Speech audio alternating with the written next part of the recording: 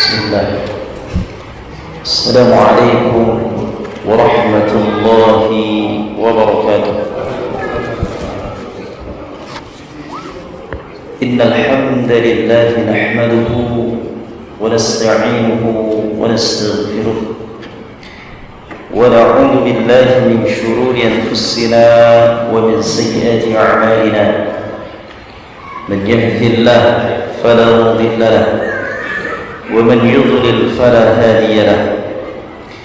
أشهد أن لا إله إلا الله وحده لا شريك له وأشهد أن محمدا عبده ورسوله. يا أيها الذين آمنوا اتقوا الله حق تقاته ولا تموتن إلا وأنتم مسلمون. يا أيها الناس اتقوا ربكم الذي خلقكم من نفس واحدة وخلق منها زوجها وبث منهما رجالا كثيرا ونساء واتقوا الله الذي تساءلون به والأرحام إن الله كان عليكم رقيبا. يا أيها الذين آمنوا اتقوا الله وقولوا قولا سديدا يصلح لكم أعمالكم ويغفر لكم ذنوبكم ومن يطع الله ورسوله فقد فاز فوزا عظيما.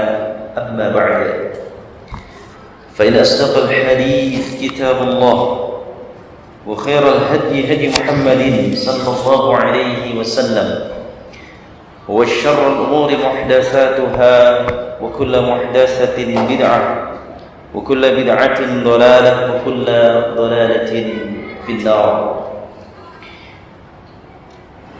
أيها الإخوة والأخوات في الله أعزني الله وإياكم أجمعين. Alhamdulillah, puji syukur kita panjatkan kehadirat Allah Subhanahu wa taala yang telah memberikan kita semua berbagai macam nikmat-Nya, terutama nikmat iman, nikmat Islam, sehingga kita dikumpulkan kembali oleh Allah Subhanahu wa taala di majelis ilmu, majelis yang penuh dengan keberkahan, majelis di mana kita membaca ayat-ayat Al-Qur'an Al-Karim, mempelajari, mentadaburi ayat-ayat Allah Subhanahu wa taala. Dan pada kesempatan malam hari ini kita masuk pada pembahasan Suratul Ikhlas. Kita akan mempelajari, mengkaji serta memahami makna dari surah Al-Ikhlas. Setelah dua pertemuan kemarin kita sudah membahas surah An-Nas, kemudian pertemuan yang kedua mempelajari surah Al-Falaq, dan sekarang kita akan mempelajari surah Al-Ikhlas. Kita akan baca terlebih dahulu, ya. Silakan dibuka mushafnya, Al-Qur'annya. Kita akan membaca surah Al-Ikhlas. أعوذ بالله من الشيطان الرجيم. Silakan.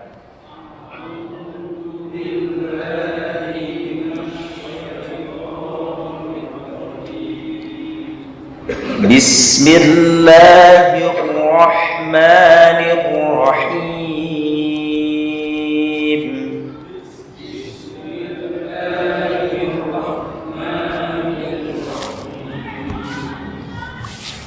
قل هو الله أحد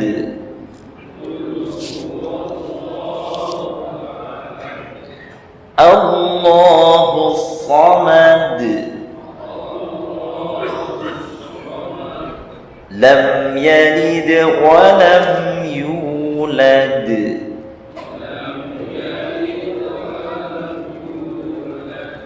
ولم يكن له كفوا أحد.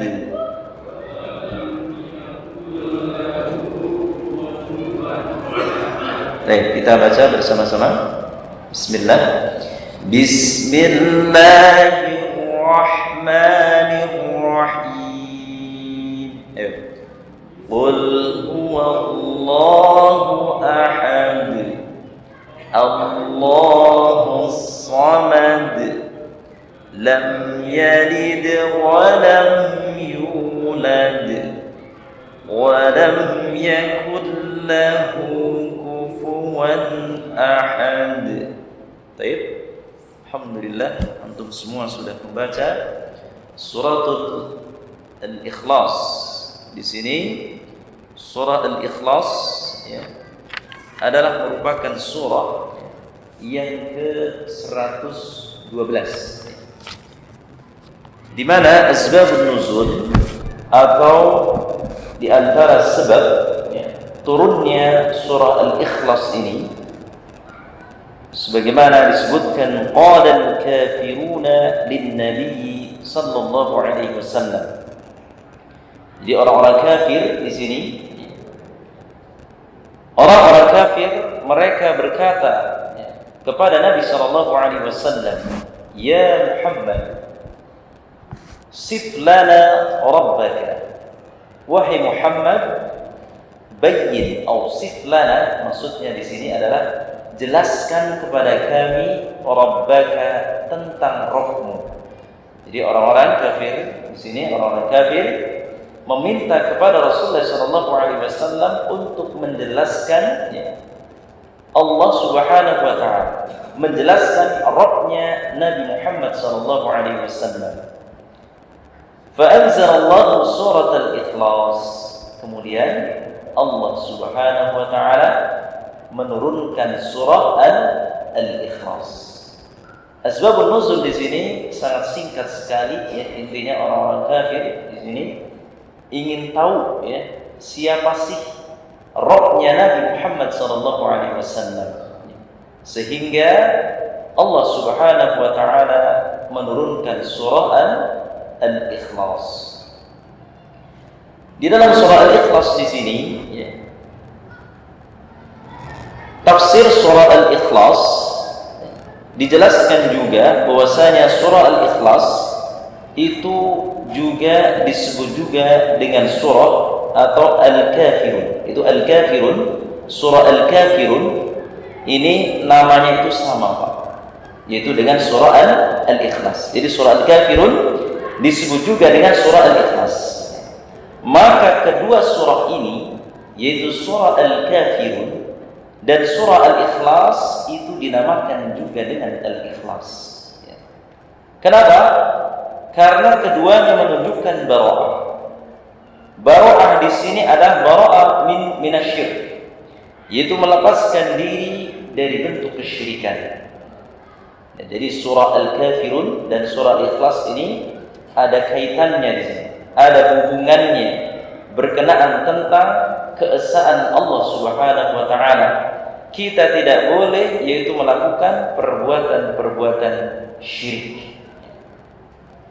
Maka sebelum kita mengupas ya, sebelum kita mengupas ayat per ayat dari surah Al-Ikhlas, maka kita pun harus mengetahui ya, beberapa keutamaan surah Al-Ikhlas.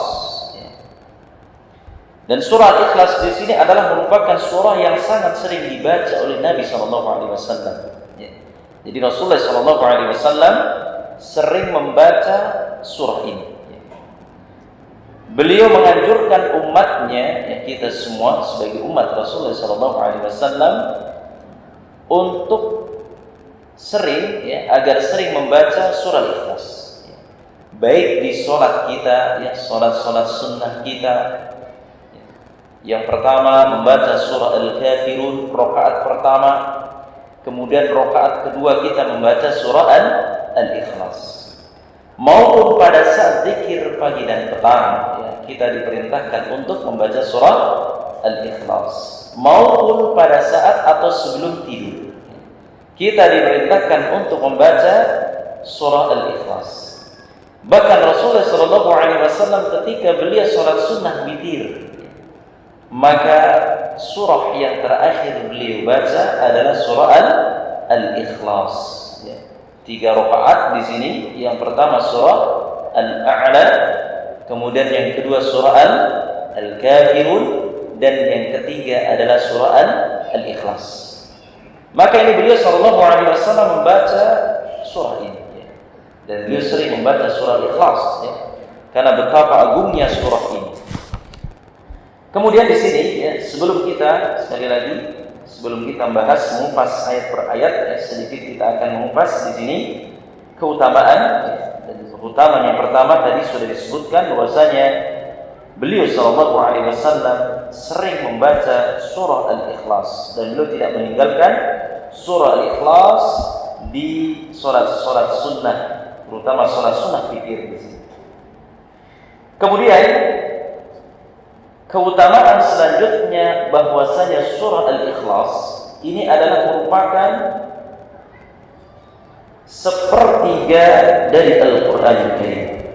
Jadi surah Al-Ikhlas di sini adalah merupakan sepertiga dari Al-Qur'an Karim.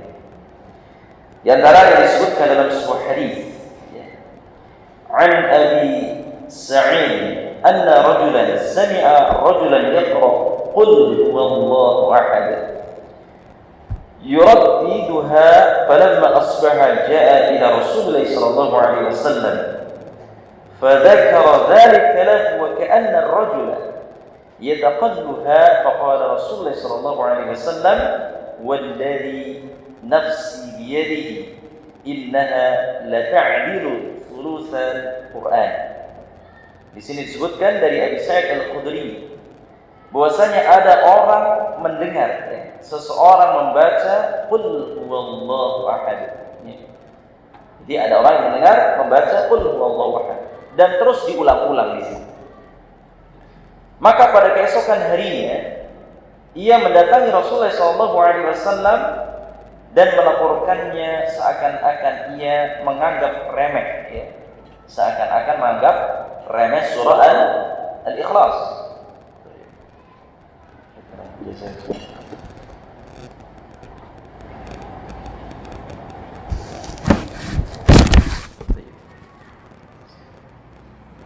Maka di sini orang tersebut di sini melaporkan kepada Rasulullah SAW seolah-olah di sini menganggap remeh membaca surah Al-Ikhlas. Maka Rasulullah SAW beliau bersabda, faqala Rasulullah sallallahu alaihi wasallam walladzi nafsi biyadihi innaha lata'dilu thulutsal Qur'an. Demi zat yang jiwaku berada di tangannya, bahwasanya surah Al-Ikhlas itu sebanding dengan sepertiga Al-Qur'anul Karim. Subhanallah. Ini keutamaan yang sangat besar, ya. Jadi di dalam surah Al-Ikhlas di sini mencakup atau keutamaannya yaitu termasuk sepertiga Al-Qur'anul Karim. Maka para ulama di sini menjelaskan bahwasanya maksud dari sepertiga Al-Qur'anul Karim ini jika ada orang baca Al-Qur'an atau membaca surah Al-Ikhlas 3 kali, ya, ini bukan berarti dia telah khatam, ya. Khatam 30 juz. Wah, saya ingin membaca surah Al-Ikhlas sebanyak 3 kali. Karena surah Al-Ikhlas di sini termasuk sepertiga di dalam Al-Qur'an. Sementara Al-Qur'anul Karim terdiri dari 30 juz. Berarti sepertiga, berarti 10 juz. Kemudian membaca surah Al-Ikhlas 1 kali berarti sudah 10 juz. Al-Ikhlas 3 kali menjadi berapa? 30 juz. Maka ini adalah pendapat atau perkataan yang salah.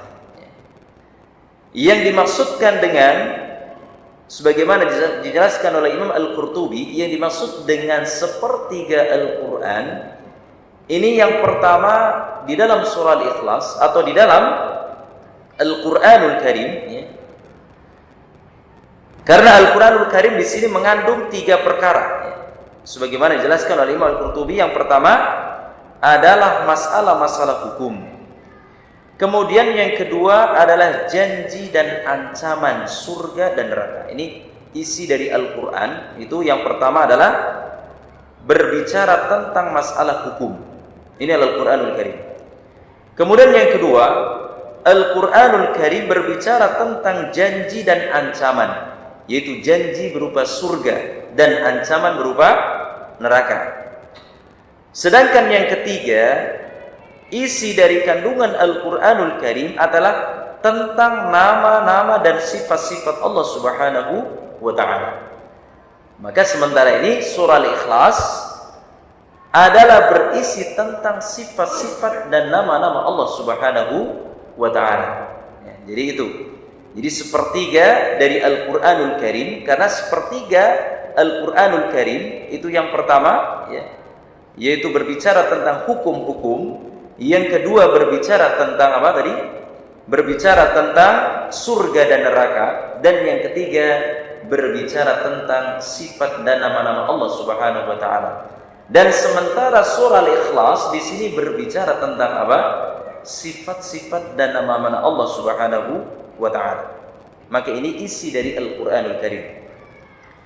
Kemudian dikatakan juga bahwasanya Al-Quranul Karim ini berisi yang pertama tentang masalah hukum. Kemudian yang kedua tentang masalah khobar atau kisah, ya, kisah. Ya. Sebagaimana ketika kita membaca Al-Quran di situ berbicara tentang kisah-kisah, ya, kisah-kisah tentang Nabi, ya, berbicara tentang kisah orang-orang terdahulu. Dan yang ketiga berbicara tentang akidah dan tauhid. Ini pendapat yang kedua, ya. Maka suratul Al-Ikhlas, surah Al-Ikhlas ini berbicara tentang akidah dan tauhid.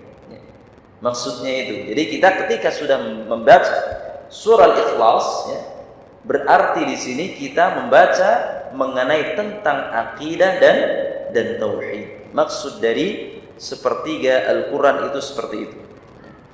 Jadi ketika kita membaca surah Al-Ikhlas itu senilai dengan sepertiga Al-Quran adalah dilihat dari sisi kandungannya, Pak. Kandungan dari surah Al-Ikhlas di sini mengandung tentang akidah, mengandung tentang tauhidullah. Nah, ini makna dari sepertiga Al-Quranul Karim. Ayol ikhwazani Allah wa yakum. Maka hendaknya terus, ya, kita kaji, ya, kita mempelajari surah Al-Ikhlas, ya. Dan kita akan membaca di sini atau mempelajari sedikit mengenai makna atau tafsir dari surah Al-Ikhlas yang berisi tentang akidah, yang berisi tentang tauhidullah. Di ayat yang pertama di sini Allah Subhanahu wa Ta'ala berfirman, "Qul huwallahu ahad." Di sini disebutkan qul, ya. Ini perintah Allah Subhanahu wa Ta'ala kepada Rasulullah sallallahu alaihi wasallam, katakanlah wahai Muhammad, qul ya Muhammad, ya. Ini bentuk fi'lul amr, ya, perintah kepada Rasulullah sallallahu alaihi wasallam, qul ya Muhammad huwallahu ahad. Huwa Allah, dialah Allah Subhanahu wa Ta'ala, ahadun, yang maha esa. Maka inilah dalil yang sangat tegas bahwasanya Allah Subhanahu wa Ta'ala adalah maha esa di dalam segala hal. Allah Subhanahu wa Ta'ala di sini, ya, maha esa di dalam rububiyahnya.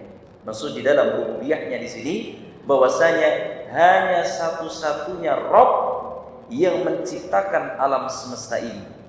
Sebagaimana Allah Subhanahu wa Ta'ala berfirman di dalam suratul Fatihah, alhamdulillahi rabbil alamin.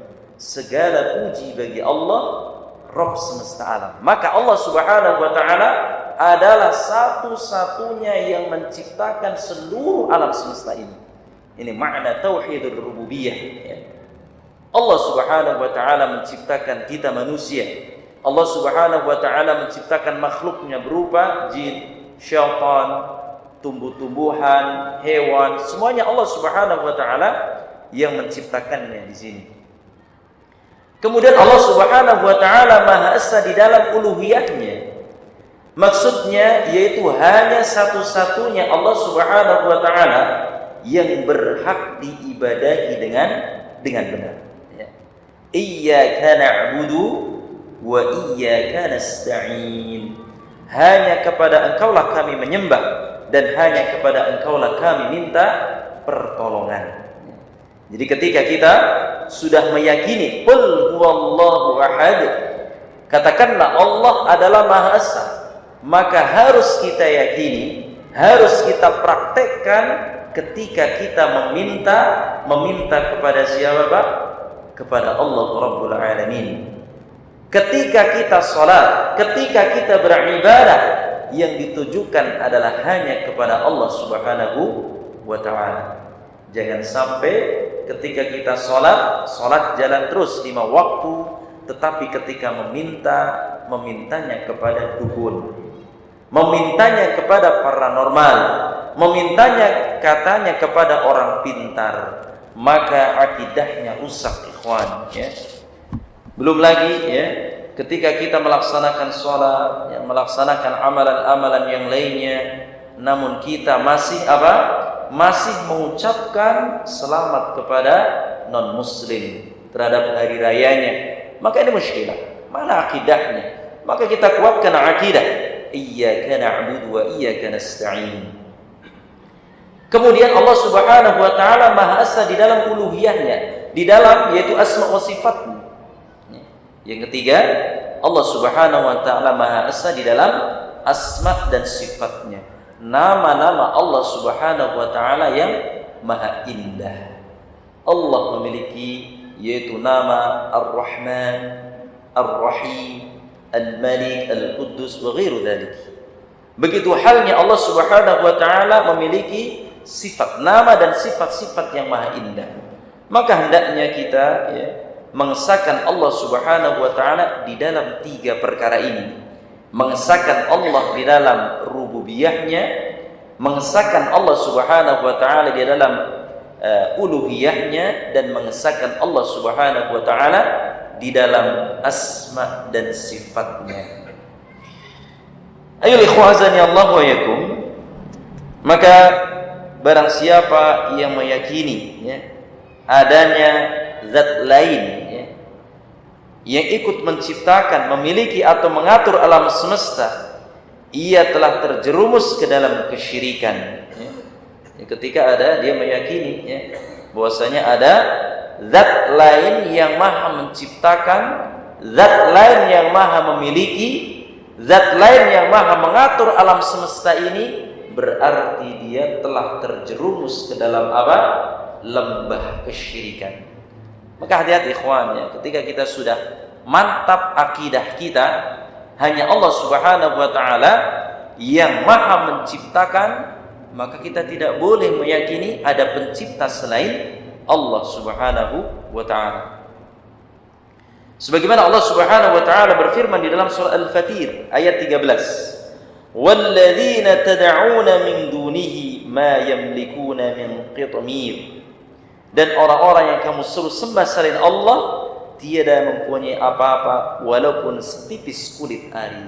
Ya, tidak ada apa-apanya di sini, ya, dibandingkan dengan kebesaran Allah Subhanahu wa taala. Maka ya ikhwazani Allah wa yakum, inilah yang harus kita yakini, ya. Baik. Kemudian Allah Subhanahu wa taala juga berfirman, "Ya ayuhan nasu duriba mathalun fastami'u lah. Innal ladzina tad'una min dunillahi la yakhluqu dzubaban walau istama'u lahu." Wahai manusia, telah dibuat perumpamaan, dengarkanlah olehmu perumpamaan itu. Sesungguhnya segala yang kamu seru selain Allah sekali-kali tidak dapat menciptakan seekor lalat pun, walaupun mereka bersatu untuk menciptakannya. Gak akan bisa, Pak, ya. Manusia secanggih apapun, sepintar apapun, tidak akan mampu untuk menciptakan, ya, tandingan, ya, tidak akan mampu untuk menciptakan makhluk seperti ciptaan Allah Subhanahu wa taala. Meskipun apa, Pak? Hanya seekor lalat, Pak. Kecil seekor lalat, tapi yang akan mampu manusia untuk menciptakannya. Baik. Maka seandainya seluruh sesembahan-sembahan batil yang disembah oleh manusia sejak dahulu dikumpulkan untuk menciptakan hewan yang sekecil seperti seekor lalat, mereka pun tidak akan mampu untuk menciptakannya. Mereka tidak akan bisa, ya. Ya, meskipun kadang-kadang manusia itu membuat patung, ya, seperti mirip dengan manusia, atau membuat gambar persis dengan hewan, ya. Maka ini tidak akan mampu untuk meniup ruhnya di sini, ya. Nggak mungkin hidup, Pak, di sini, ya. Meskipun ada orang yang membuat manusia, ya, mirip banget, ya. Akan tetapi ketika disuruh untuk meniupkan ruh seperti manusia, tidak akan mampu, ikhwan, ya. Meskipun mirip, ya, yang berjalan yang apa namanya di sini yang aktif manusia tersebut adalah dikendalikan oleh siapa? Komputer, ya. Dikendalikan oleh manusia juga dengan komputer. Maka oleh ikhwazani Allah wa yakum, ini adalah bentuk larangan, ya. Kita tidak bolehnya untuk membuat, ya, berupa gambar-gambar yang bernyawa, ataupun di sini membuat patung-patung yang bernyawa, karena di akhirat nanti, ya, manusia tersebut akan disuruh untuk menghidupkan, ya, menghidupkan patung-patung atau gambar-gambar yang bernyawa. Maka ya ikhwazani Allah wa yakum, ini yang harus kita ketahui, bahwasanya Allah Subhanahu wa taala adalah Maha Esa. Allah Subhanahu wa taala satu-satunya yang menciptakan alam semesta ini, satu-satunya yang berhak diibadahi dengan benar. Ayolah ikhwazani Allah wa yakum. Kemudian Allah Subhanahu wa taala di sini berfirman di dalam ayat yang kedua. Allah Subhanahu wa taala berfirman, Allahus Samad. Maka Allahus Samad, As-Samad, ya, Allah adalah tempat meminta segala sesuatu. Atau Allah Subhanahu wa taala tempat bergantung di sini. Kita gantungkan, ya, seluruh hidup kita, permasalahan kita gantungkan kepada Allah Subhanahu wa taala. Allahus Samad. Dialah Allah Subhanahu wa taala. As-Samad maknanya adalah alladzi yahtaju ilaihin nas. Yang manusia itu butuh terhadap siapa? Terhadap Allah Subhanahu wa taala. Wala yahtaju ilaihim, dan Allah Subhanahu wa taala tidak butuh terhadap mereka, ya. Jadi kita itu yang butuh, Pak, ya. Kita butuh kepada siapa? Allah Subhanahu wa taala. Dan Allah Subhanahu wa taala enggak butuh terhadap mereka, yaitu terhadap makhluk ciptaannya, itu terhadap manusia di sini. Dan Allah Subhanahu wa taala memiliki sifat apa? Ad-daimul baqi alladzi la yamut. Ya, dimaksud dari As-Samad di sini adalah Ad-daimul baqi alladzi la yamut. Dialah Allah Subhanahu wa taala yang kekal, al-baqi yang tetap dan kekal, alladzi la yamut. Dialah Allah Subhanahu wa taala yang tidak akan mati di sini, ya. Jadi kalau manusia itu mati, akan tetapi Allah Subhanahu wa taala tidak akan mati di sini. Baik. Ayolah ikhwazani Allah wa yakum. Ada beberapa makna dari As-Samad. Selain tadi disebutkan bahwasanya As-Samad adalah tempat meminta segala sesuatu, atau juga ada yang mengatakan As-Samad di sini tempat bergantung. Itu As-Samad. Sehingga ada nama yang namanya Samad, ada, ya. Abdus Samad, hamba tempat bergantung, hamba tempat meminta di sini. Maka ada beberapa makna As-Samad, ya, sebagaimana diriwayatkan oleh dari para salafus saleh, ya. Di antaranya yang pertama, bahwasanya makna As-Samad ini adalah al-mustaghni an kullu ahadin wal muhtaju ilaihi kullu ahadin, yang tidak membutuhkan kepada segala sesuatu dan yang segala sesuatu membutuhkannya, seperti tadi, ya. Jadi Allah Subhanahu wa taala tidak membutuhkan sesuatu, ya, dan segala sesuatu yang membutuhkannya. Maksudnya, contohnya di sini, kita itu membutuhkan Allah Subhanahu wa taala. Kita yang membutuhkan, bukan Allah yang membutuhkan. Maka inilah pendapat yang dijelaskan oleh Abu Hurairah radhiyallahu anhu. Kemudian makna as-samad di sini alladzi laisa bi'ajwaf wa la ya'kulu wa la yashrabu, yang tidak ada rongganya. Jadi makna dari as-samad di sini apa? Yang tidak memiliki rongga. Maksud tidak memiliki rongga adalah berarti tidak makan dan tidak minum. Itu makna as-samad. Itu makna as-samad di sini adalah yang tidak memiliki rongga, dia tidak makan dan tidak minum. Itu makna as-samad. Kemudian makna as-samad yang selanjutnya adalah yang sempurna dalam segala sifat yang mulia. Itu makna as-samad adalah merupakan dalam segala sifat yang mulia, yang sempurna dalam segala sifat yang mulia. Sedangkan as-samad yang selanjutnya makna as-samad alladzi yaf'alu ma yasha'u wa yahkumu ma yurid, yang melakukan apa yang ia kehendaki dan menetapkan apa yang ia kehendaki. Ini makna as-samad. Maka ayo ikhwazani Allah wa iyyakum, semua tafsir di sini mengenai as-samad ini semuanya itu benar. Intinya bahwasanya Allah Subhanahu wa taala adalah maha sempurna ya, dalam segala hal. Dia tidak membutuhkan siapapun dan apapun serta sesuatu pun, karena sebaliknya seluruh makhluklah yang membutuhkan Allah Subhanahu wa taala. Ini makna as-samad. Allahus samad. Lalu yang ketiga, di sini ayat yang ketiga, lam yalid wa lam yulad. Allah Subhanahu wa taala tidak beranak dan juga tidak diperanakkan.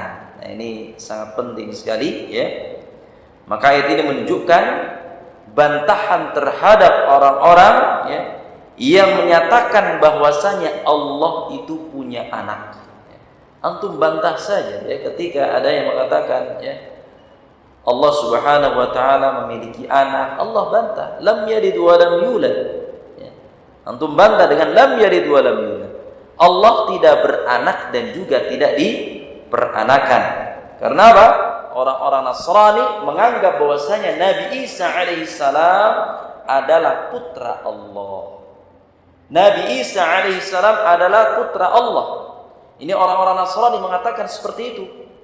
Dan orang-orang Yahudi pun menganggap Uzair adalah putra Allah. Uzair di sini adalah orang yang saleh di sini yang diagung-agungkan oleh Yahudi. Maka kaum musyrikin pun menganggap bahwasanya malaikat adalah putri-putri Allah. Orang-orang musyrik menganggap bahwasanya malaikat-malaikat di sini adalah putri-putri Allah. Menandakan bahwasanya Allah punya anak di sini. Karena apa di sini? Seandainya Allah Subhanahu wa taala melahirkan, pasti akan ada sekutu. Atau Tuhan kedua, Tuhan ketiga, Tuhan keempat dan seterusnya. Kalau Allah Subhanahu wa taala di sini punya anak ya. Maka seandainya seperti halnya ya kita di sini memiliki anak ya, tentunya anak kita pun akan mirip dengan kita ya. Begitu halnya tatkala Allah Subhanahu wa taala seandainya punya anak ya, itu pun akan mirip ya dengan Allah Subhanahu wa taala. Allah Maha Pencipta. Allah Maha di sini yang menciptakan segala sesuatu yang ada di permukaan bumi ini. Akan tetapi cobalah Nabi Isa alaihissalam tidak akan mampu untuk menciptakan alam semesta ini. Uzair di sini dikatakan diagungkan orang yang Yahudi, maka tidak akan mampu menciptakan meskipun hanya seekor lalat ya. Begitu halnya ya, orang-orang musyrik menganggap bahwasanya malaikat-malaikat di sini adalah putri-putri Allah Subhanahu wa taala, maka cobalah para malaikat disuruh untuk menciptakan langit dan bumi, tentunya tidak akan mampu. Maka ini menunjukkan bahwasanya Allah Subhanahu wa taala tidak beranak dan tidak juga diperanakkan. Qul in kana lirrahmani waladun fa ana awwalul 'abidin. Katakanlah, jika benar Tuhan yang Maha Pemurah mempunyai anak, akulah Muhammad orang yang mula-mula memuliakan anak itu. Maka oleh khawazani Allah wa yakum, seandainya Allah Subhanahu wa taala punya anak, ia pasti akan sama atau mirip dengan Allah Subhanahu wa taala kesempurnaannya di sini, ya. Baik. Maka ini, ya. Oleh karena itu, ya, sungguh sangat mengherankan, ya, kelakuan sebagian orang-orang, ya, Islam di sini, ya. Mereka dengan mudahnya memberikan ucapan terhadap orang-orang kafir, mengucapkan selamat hari Natal, mengucapkan selamat terhadap orang-orang kafir, ya. Padahal hari Natal di sini adalah hari caci maki dan penghinaan kepada Allah Subhanahu wa taala. Jadi pada hakikatnya hari Natal di sini adalah merupakan hari caci maki dan penghinaan terhadap Allah Subhanahu wa taala. Kenapa? Karena mereka mengakui Nabi Isa alaihi salam adalah putra Allah Subhanahu wa taala. Padahal Allah Subhanahu wa taala di sini tidak beranak dan juga tidak diperanakan. Maka hari Natal adalah hari perayaan lahirnya Isa sebagai anak Allah, bukan lahirnya sebagai nabi. Artinya hari itu digunakan untuk mencaci maki Allah Subhanahu wa taala sebagaimana yang disebutkan dalam hadis, ya. Maka sangat disayangkan kaum muslimin, ya, mereka dengan mudahnya mengucapkan selamat terhadap orang-orang Nasrani yang mereka menganggap bahwasanya Nabi Isa alaihissalam adalah putra dari Allah Subhanahu wa taala. Baik, di sini disebutkan di dalam ayat Allah Subhanahu wa taala berfirman di dalam surah Maryam, wa qalu ittakhadha ar-rahmanu walada laqad ji'tum syai'an idda takadu as-samawati yatafattarna minhu wa tanshaqqu al-ardu wa takhirru al-jibalu hadda an da'u lir-rahmani walada wa ma yanbaghi lir-rahmani an yattakhidha walada in kullu man fis samawati wal ardi illa atiyar rahmani 'abda. Dan mereka berkata, Tuhan yang Maha Pemurah mengambil, atau Tuhan yang Maha Pemurah mempunyai anak. Sesungguhnya kamu telah mendatangkan sesuatu perkara yang amat mungkar, ya. Takadus samawati yatafattarna minhu wa tanshaqqul ardu wa takhirrul jibalu hadda.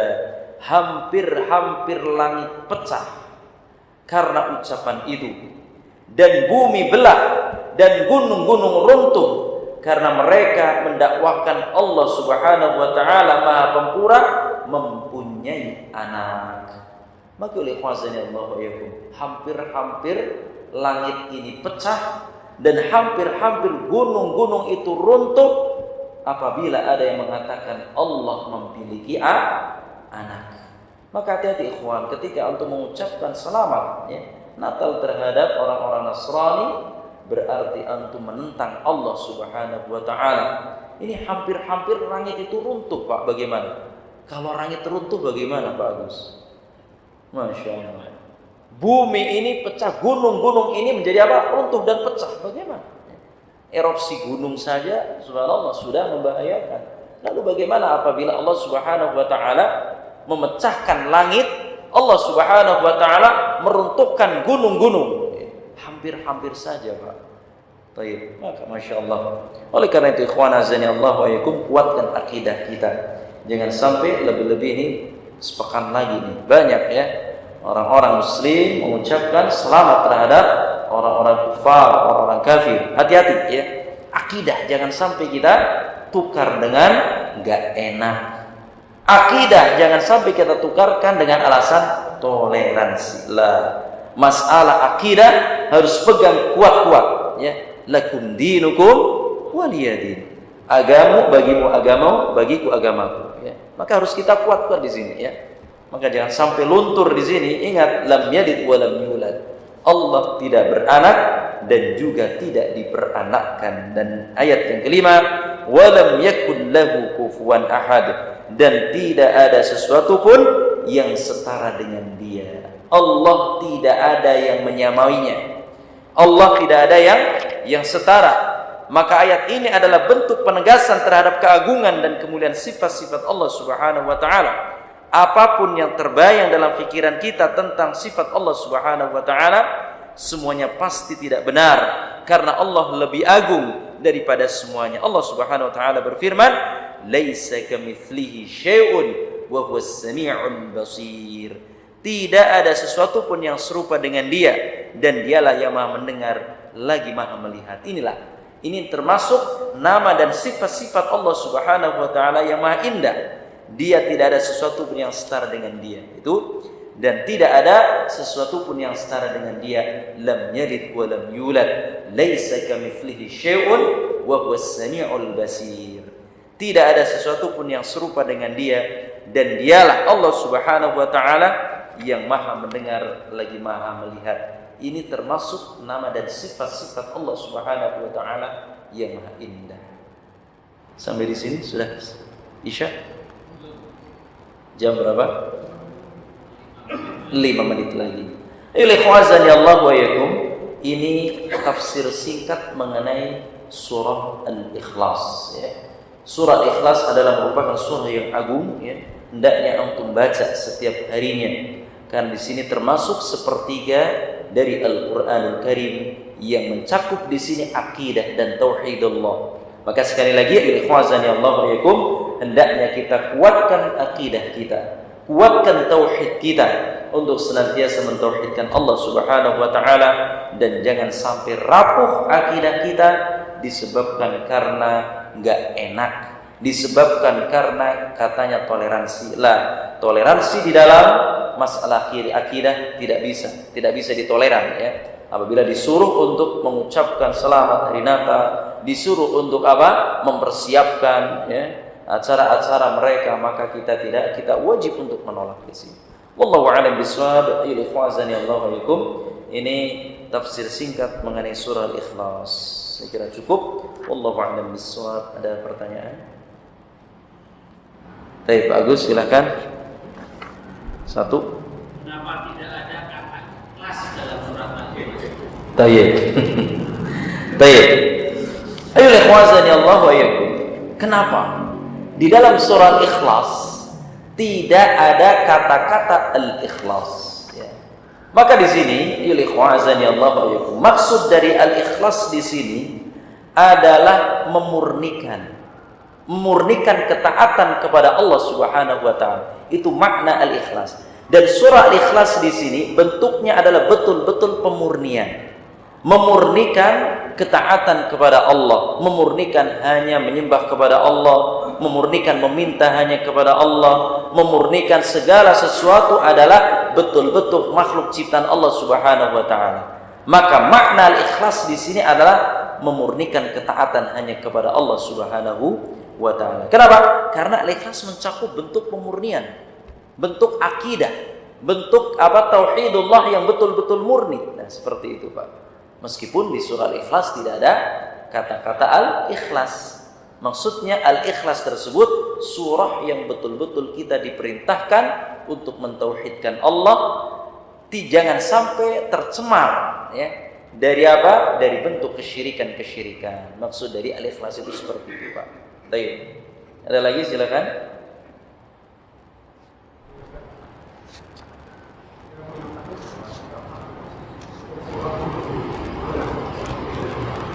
Baik.